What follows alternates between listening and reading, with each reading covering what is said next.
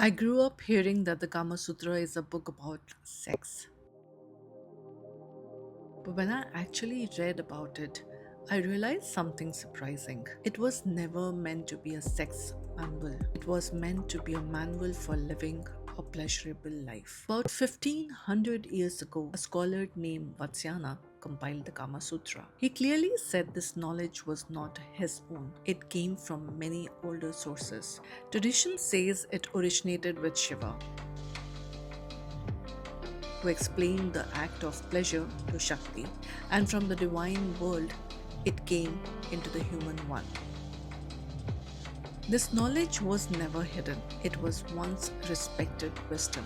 When I look closely at the Kama Sutra, I see that only 20% of the book talks about sex. The rest talks about how to live well. It explains three pursuits of life: responsibility, material success, and pleasure. There is no talk of spiritual escape. This book is about engaging with life, not running away from it. The Kama Sutra teaches how a refined person should live, how friendships are built, how a home should be designed to create joy, how desire needs time, trust, and understanding. Pleasure here is not rushed, it is thoughtful, it is cultivated. The book does talk about intimacy, about touch, affection, foreplay, and aftercare. But there is no shame, no fear, no moral judgment. It even talks about helping a bride feel comfortable on her wedding night, something many societies still struggle with today. Centuries later, another book was written, The Angarang. Its purpose was simple but powerful.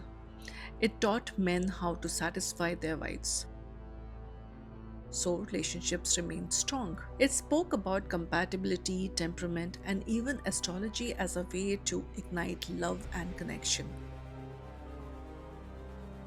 Pleasure was seen as mutual, not one sided. Today, these texts are never taught.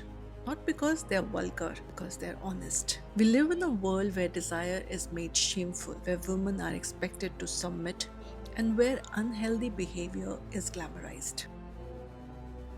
Ancient India was not afraid of pleasure.